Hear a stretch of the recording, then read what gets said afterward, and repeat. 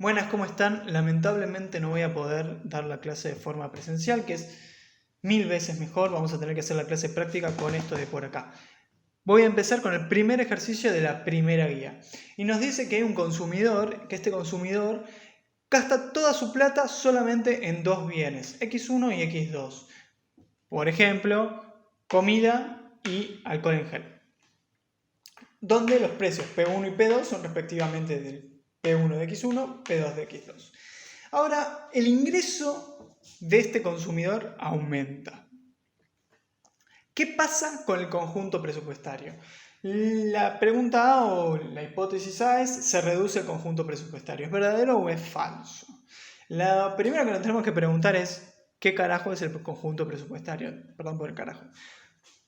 Matemáticamente, muy formalmente, lo podemos definir así. Si X es el conjunto presupuestario, entonces el conjunto dado por X1, X2, pares, que cumplen lo siguiente. Primero, tienen que ser positivos. Uno no va a consumir menos 5 unidades de alcohol en gel.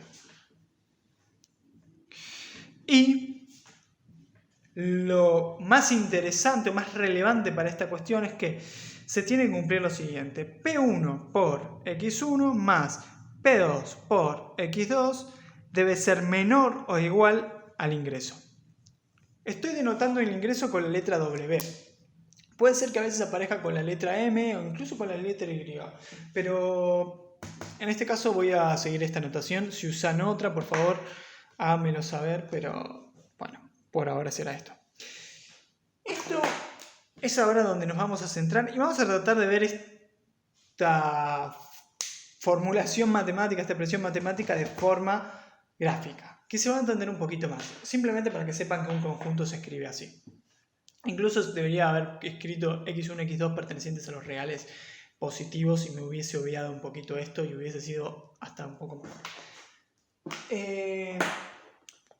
Pero en fin, quiero centrarme en eso. Quiero centrarme cuando la restricción presupuestaria primero se cumple con igualdad. Es decir, cuando P1X1 más P2X2, eso es un 2, es igual a W. ¿Cómo puedo escribir esto gráficamente? Si, por ejemplo, acá arriba tengo X2 y acá abajo tengo X1. No sé cómo... No se está viendo X1 en el video. Lo pongo acá. No sé cómo ustedes usan para anotarlo. Si X1 abajo, X2 arriba, pero bueno, yo lo estoy utilizando así. La idea acá, para escribir una ecuación de forma simple, es dejar la variable del eje de la y solita, como en las ecuaciones que nosotros tenemos. Y es igual a 2x más 5, bueno, y queda solita. En este caso, y va a ser x2. Entonces lo podemos escribir así: P2x2 es igual a W menos P1x1. X2 es igual a W sobre P2 menos P1 sobre P2 por X1. Ya esto nos está diciendo muchísimo, muchísimo. Primero, ¿cuál es la ordenada al origen? ¿Qué es cuánto de X2 consumo si no consumo nada de X1 y estoy sobre la restricción presupuestaria? Y es esto. Cuando esto es 0, X2 va a ser W sobre P2. Cuando X es 0 y estoy consumiendo con la totalidad de mi ingreso. Que pensémoslo con números, con una forma fácil. Imaginemos que nuestro ingreso que tenemos 10.000 pesos y que el precio del alcohol en gel está 200 pesos.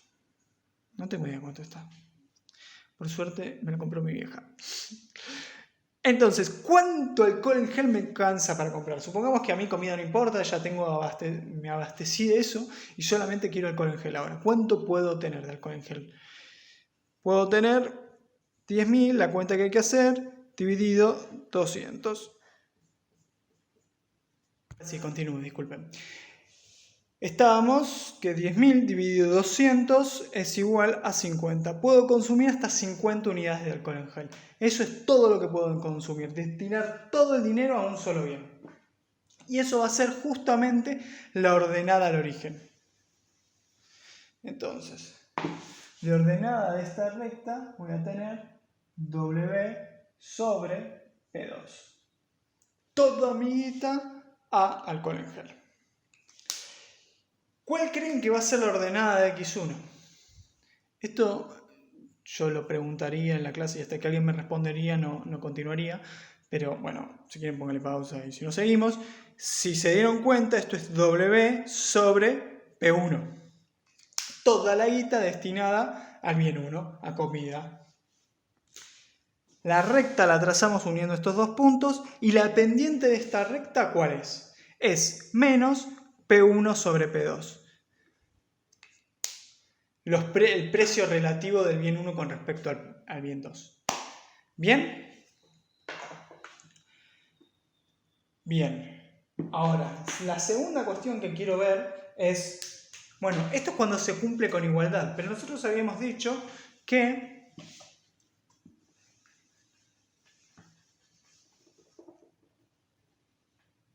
la restricción presupuestaria se cumple con menor o igual. Con igual se cumple, con menor o igual también. Entonces, yo quiero saber, este punto, el punto azul, va a estar, pero ¿este punto va a estar o este punto va a estar? Si partimos desde acá y me voy para arriba, es decir, mantengo X1 fijo y aumento solamente X2. Como este es positivo, y esto ya era positivo, va a ser más positivo, esto va creciendo. Si parto de una situación de igualdad, esto se hizo mayor. Esto no. Este punto no va a estar. Mientras que si disminuyo, este punto sí va a estar. Esto es bastante obvio. Capaz lo estoy explicando con demasiado detalle. Todo esto es el conjunto presupuestario. Y ahora la pregunta es, ¿aumentó W? ¿Qué pasa con esto? Y bueno, miren las ordenadas del origen. W y WP1. W sobre P1 y W sobre P2. Supongamos que inicialmente teníamos W y ahora tenemos W'. Entonces, W' sobre P1, que es más grande, y W' sobre P2 va a estar por acá. Aumentó. Se desplazó de forma paralela, porque esto no cambió. Entonces, ¿reduce el conjunto presupuestario? No. Falso. Bien, sigamos con los otros puntos. El punto B, creo que con lo que ya dije se debería entender. La recta presupuestaria se mueve hacia el noreste. Lo más difícil de acá es saber que el norte es hacia arriba y que el este es hacia la derecha. Entonces, efectivamente, ¿la recta cómo se mueve? Hacia el noreste. Si recordamos, por la duda, lo vuelvo a escribir. Esto es W sobre P1, W sobre P2. Cuando aumenta el ingreso, tengo W' sobre P1, W' sobre P2. Efectivamente, eso es el noreste. Si no lo entendieron, van a tener que ir a un profesor de... Uy, espera, ¿qué voy a hacer esto? Ah, ya. De geografía. Bueno. B. Esta es la cadena. Aumenta la cantidad de máximas de cada bien. La consigna es un poquitín más larga que dice si destino todo mi dinero hacia un solo bien. Si destino todo mi dinero hacia un solo bien es, por ejemplo, el bien 2 de X1 con consumo 0, consumo todo el bien 2, estoy acá. Efectivamente, la cantidad máxima que puedo comprar de cada bien subió. Verdadero. Cambia la pendiente de la recta presupuestaria. Ahora, de vuelta, ¿cuál es la pendiente de la recta presupuestaria? En este caso, donde que puse X2 a la derecha, es menos P1 sobre P2. ¿Acá aparece W? No, no aparece W. Entonces, ¿cambia la pendiente? No, no cambia la pendiente. Y lo voy a resaltar. No cambia la pendiente. Pues es importante tener en cuenta esto. Los precios relativos, la relación que hay entre X1 y X2 no varió. Lo que varió fue mi ingreso. Perfecto. Continuamos con el ejercicio 2. Misma situación, donde hay un consumidor que consume dos bienes y dedica sus ingresos. Si quieren ponerlo en vez de X1 y X2, alimentos y alcohol en gel.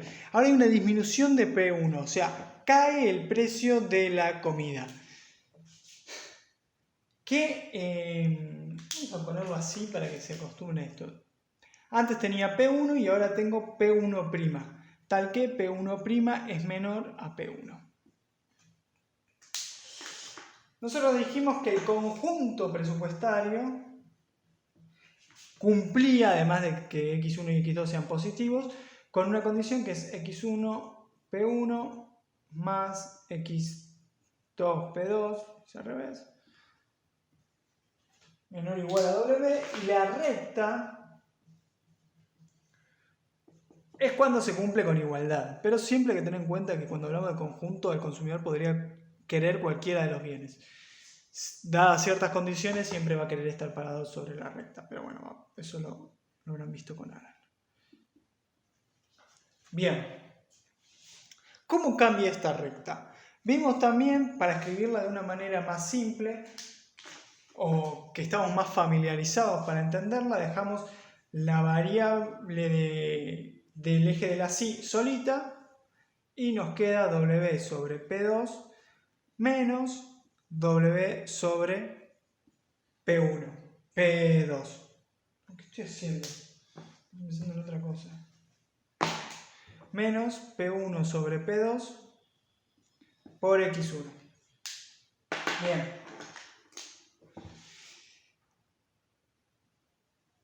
Esto se puede escribir así.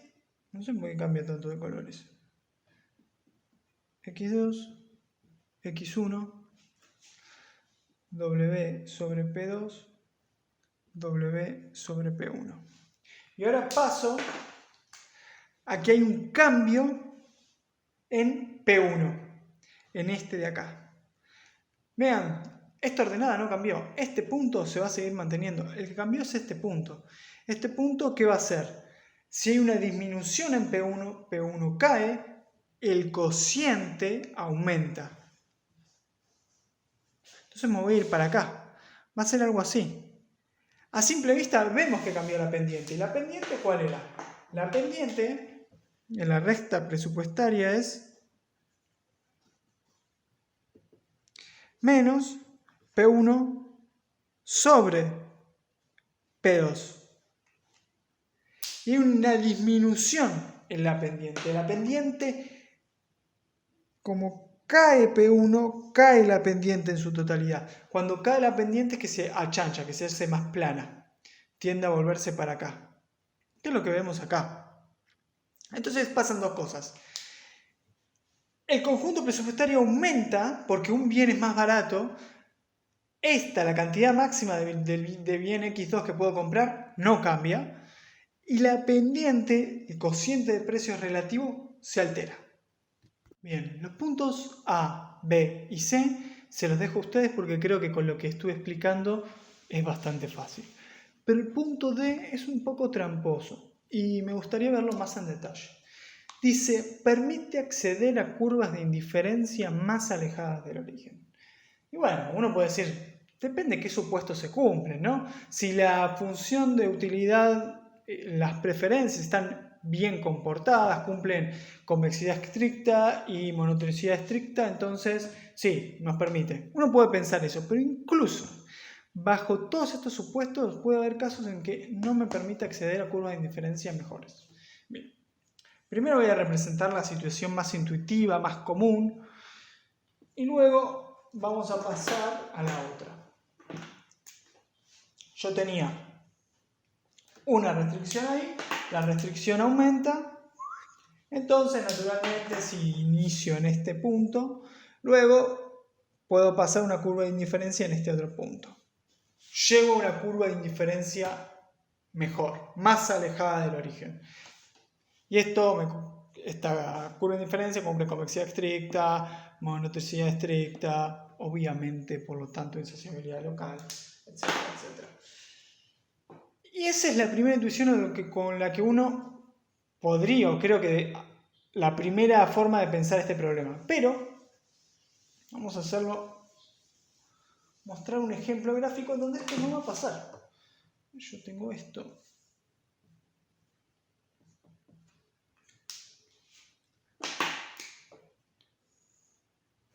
Luego esto aumenta.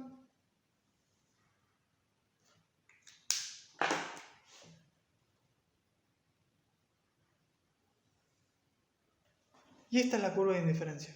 Si quieren, esta es U1, que me da el nivel de utilidad 1, y tengo otra por acá que es U2. No llego a esa otra. Ahora, ¿esta curva cumple convexidad estricta?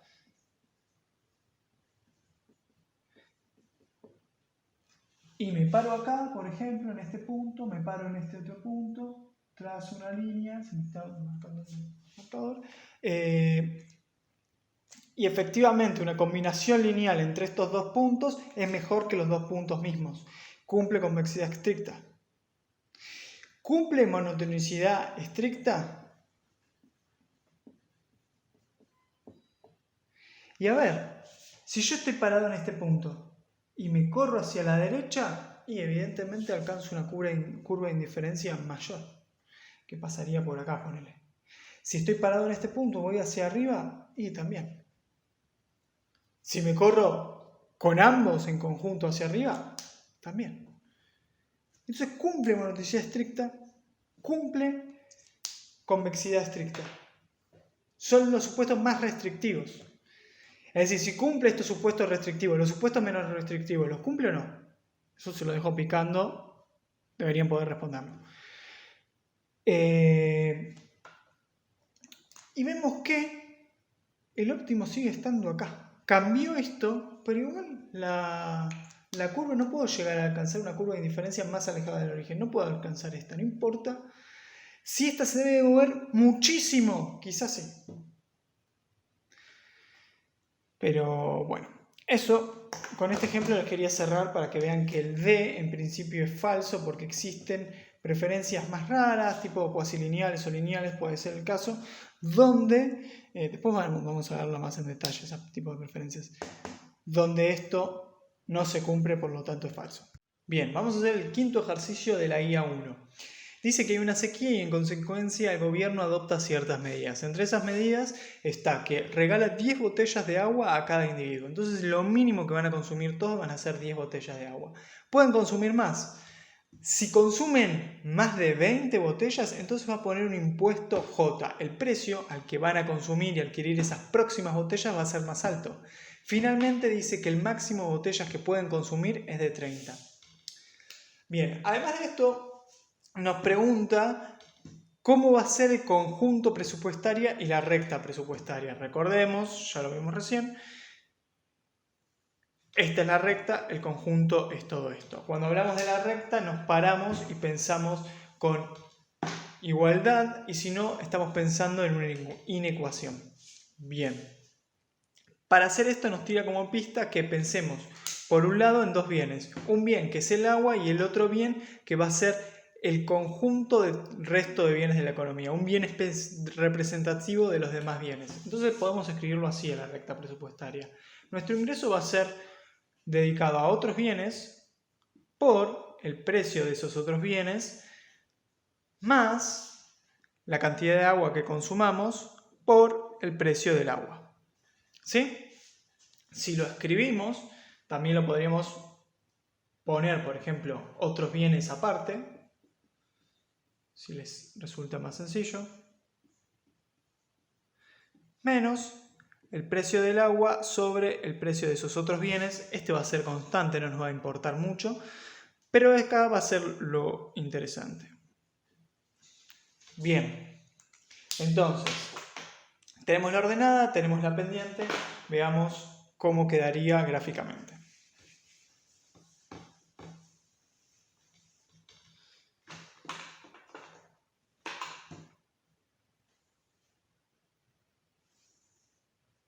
Acá va a estar el agua, arriba los otros bienes.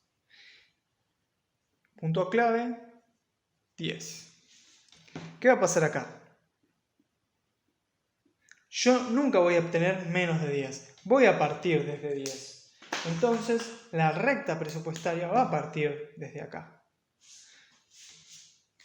Entonces puedo dedicar todo mi dinero a otros bienes y además tener 10 de agua. Entonces voy a partir desde este punto. Genial.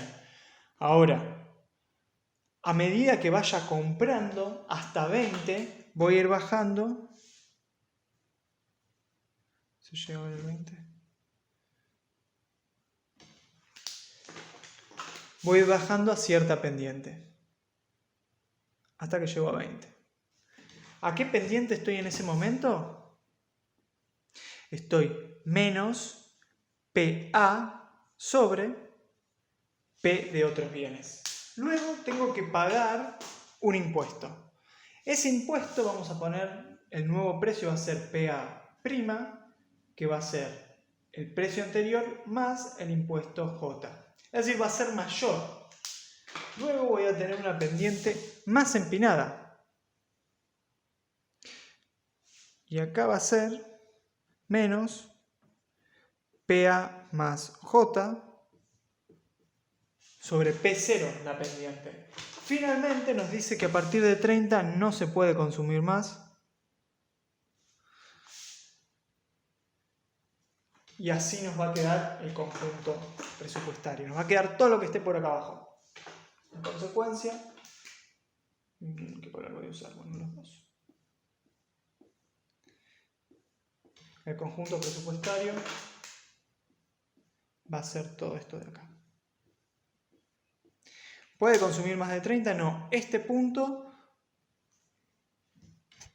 comentario final que quiero agregar, es que esta recta, si bien podría ser mucho más empinada, tan empinada que podría llegar a terminar acá antes de 30, ponerle en 29, y nunca se cumpliría esta restricción que hay. O podría justo terminar en 30, tampoco se cumpliría y quedaría así. Lo hice este ejemplo porque me parece más relevante. Más de 30 no se puede consumir, es decir que si estoy por acá parado, no estoy sobre la recta presupuestaria.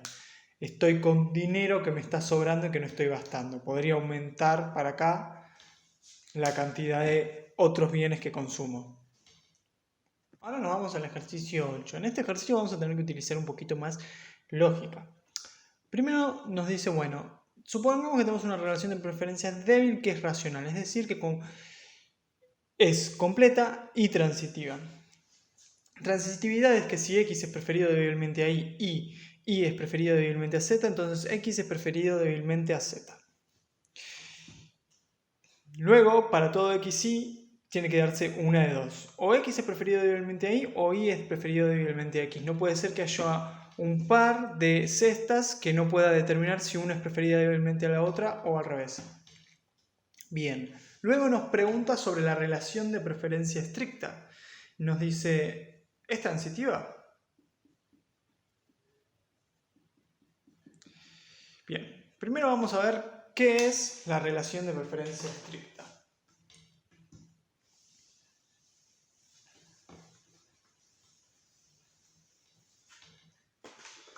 Por definición, X es preferido de forma estricta a Y si X es preferido débilmente a Y y no es preferido débilmente a X. Así de simple. Ahora, ¿cómo podemos pasar de transitividad de esta preferencia a esta?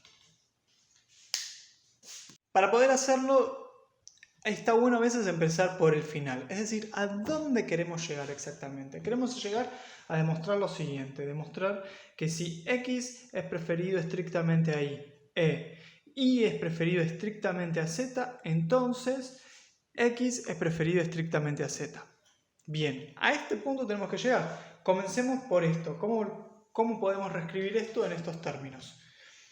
Bueno, sabemos que si X es preferido estrictamente a Y, estamos diciendo que X es preferido débilmente a Y y X no es preferido débilmente a X. Además que X es preferido Y es preferido débilmente a Z y Z no es preferido débilmente a Y. Bien. Con esto y esto, por transitividad podemos decir que X es preferido débilmente a z. De forma similar, voy a agarrar otro color porque se hace un poco de lío, con esto y esto lo podríamos reescribir así. Z no es preferido débilmente a y, e y no es preferido débilmente a x. Resumiendo, z no es preferido débilmente a x. Perfecto. Si tenemos que x es preferido débilmente a z y que z no es preferido débilmente a x, entonces estamos diciendo que x es preferido de forma estricta a z. Lo demostramos. Tenemos que mostrar que esto no es reflexiva. Reflexiva es que x es preferida débilmente a sí misma, para todo x.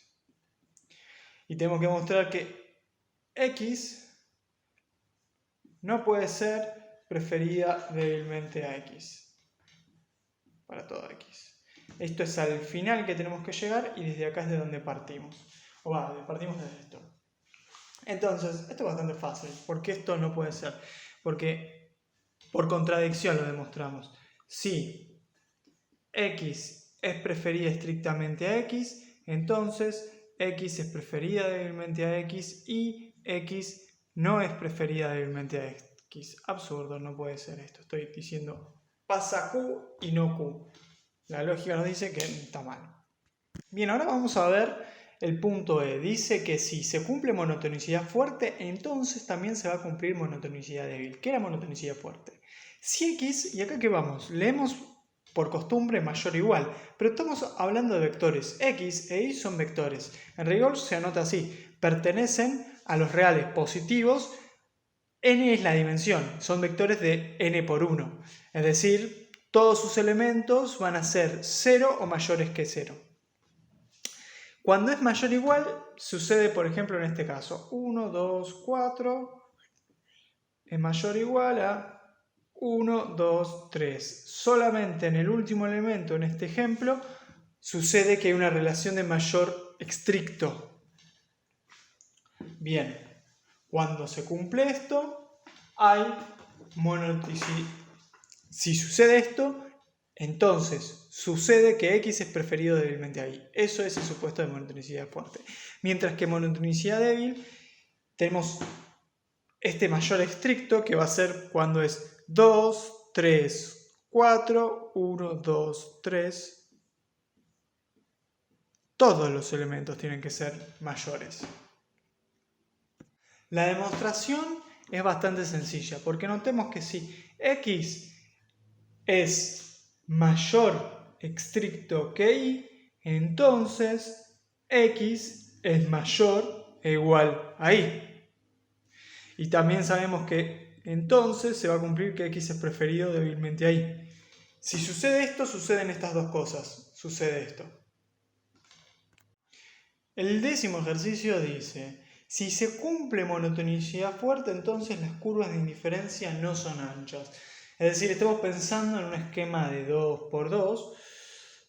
Tenemos x1, x2, y con anchas nos referimos que la curva de indiferencia ocupa una superficie que sea así, por ejemplo, en donde en esta superficie todos los puntos que la componen son indiferentes entre sí. Por ejemplo, vemos con color este punto X y este punto, por ejemplo, Y. Son indiferentes entre sí. Sin embargo, monotonicidad fuerte nos está diciendo otra cosa. Monotonicidad fuerte, visto gráficamente, lo podemos representar de esta manera.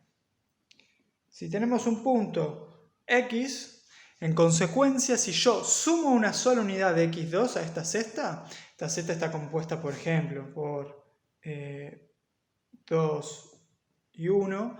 Si tengo 2,1, 2,01, ya la próxima cesta va a ser preferida estrictamente. En consecuencia, el conjunto que voy a escribir a continuación, que va a ser, sin contar este punto, todo para arriba y todo para la derecha porque tiene más unidades de x1, este conjunto B, todos sus elementos son preferidos estrictamente a X1, a X. ¿Qué implicancias tiene para acá? Y bueno, es que si tengo X, por lo menos voy a tener que borrar esto. La superficie indiferencia, por lo menos a priori, debería ser así. Le debería estar faltando ese pedacito. Vamos a dar un pasito más todavía. Bien, ahora imaginemos un caso más leve. No hay toda una curva de diferencia, pero hay una partecita chiquita, pequeña, donde hay un área. Si hay un área, entonces nosotros podemos poner mucho zoom y vamos a ver que podemos dibujar adentro de esa área, porque siempre es continuo, siempre es divisible, una bola, capaz muy chiquitita tiene que ser, pero lo podemos hacer, donde en el centro está X y alrededor hay todos puntos que son indiferentes a X. En consecuencia, esto se puede escribir, la forma correcta de llamar esto es bola y esto es en 2 dimensiones, porque si lo piensan en 3 dimensiones es una esfera, pero en sí, que existe un epsilon y existe mayor a 0, y así existe un x y pertenecientes. En este caso estamos en r al cuadrado, pero podría ser en otras dimensiones. Que cumple lo siguiente: x es indiferente a y, y la distancia, en este caso es distancia pitagórica, entre estos es menor o igual a ese epsilon. Si pasa esto, vamos a ver que no puede pasar esto. Bueno, ahora, intuitivamente lo que yo quiero decir es que si hay una bola centrada en X, con radio epsilon, entonces necesariamente va a haber un punto Y que va a estar acá, que va a estar arriba y a la derecha de X, lo cual no puede pasar, porque si X e Y son indiferentes, no se cumple monotonicidad fuerte. Esto es fácil intuitivamente, pero capaz que si lo quiero mostrar matemáticamente puede parecer un poquito más difícil, pero no se preocupen. Primero, ¿qué es este X menos Y rayita? Es la distancia que hay entre estos dos puntos. Como estamos en R2, la distancia es fácil de calcular. Lo que hago es, estoy acá y Y está acá. Estaban en esta bola de ahí. La distancia va a ser, esto es a, b, raíz de a al cuadrado más b al cuadrado. Fácil. Y ahí calculo la hipotenusa del triangulito este que queda. ¿Sí? Bueno, entonces yo lo que quiero hacer es definir un y de la siguiente forma. Va a ser igual a x por 1 más epsilon prima. ¿Sí? Donde epsilon prima es positivo y cumple la siguiente propiedad. Es más chico que epsilon dividido raíz de n, donde n en este caso, como son 2 dimensiones, va a ser 2. Es un número, parece un poquito arbitrario. Lo importante es que quiero un epsilon que sea mucho más chiquito que este epsilon. ¿Por qué?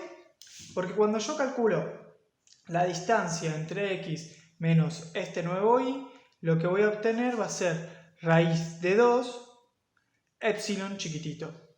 En consecuencia, esto es menor a epsilon. Bien, si existe un y que cumple esto, perfectamente lo puede existir, porque perfectamente puede existir un epsilon que cumpla esto. Epsilon es muy chiquitito. Bueno, como hay un infinito de puntos entre el 0 y este epsilon que es chiquitito, también puedo elegir un epsilon más chiquitito que cumpla esto. Genial. Existen, en consecuencia va a existir